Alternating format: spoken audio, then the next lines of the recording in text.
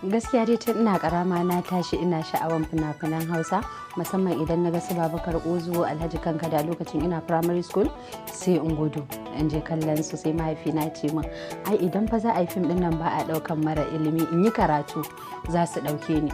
To daga nan dai ma na zo na manta har rayuwar aure, na zo na yi aure na samu jarabawa na rabu da mai gidana, sai na zo na haɗu da wata Hajara wanda yanzu kwamishina ce a Bauchi, ta kai ni gurin Hayax Film Production.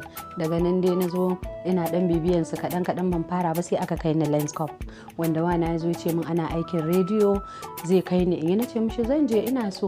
To daga nan ne fa a gida ban faɗa ba, sai aka zo shooting din wani film babbar ƙasa, sai aka sani sin ɗaya wanda tsaban ganin dasa da na yi lokacin na ga jaruma a gabana, sai da na buga kaina da murfin window.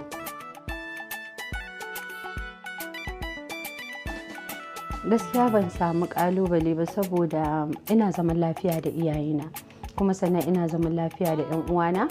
So kalubale ɗaya dai da mahaifiyata ta ce bata sanya za ta yi ta gaya mahaifina ba, na zo na samu kakana a nan garin Kano na gaya mishi wanda ya haifi mahaifiyata, na ce ni fa ga ra'ayina. Ya ce to ai ba damuwa, in dai wannan ne in zan kare musu mutuncin su. To daga nan dai aka gaya mahaifiyata. Daga baya na dan yi fina-finai ma kafin aka sanar da shi, kuma ya murna da cewa ni ba na ɓoye asalin garina, yarena da inda na fito. Gaskiya faɗan garina da kuma yarena a wani hira da aka yi da ni a NTA shi ya sa mahaifina daɗa ƙarfafa min gwiwan cewa in ci gaba da fim ɗina. Allah ya sa min albarka. Gaskiya da a baya na yi fina-finai da yawa wanda ina ji da su har yanzu, irin su babbar ƙasa, birgima, bincike,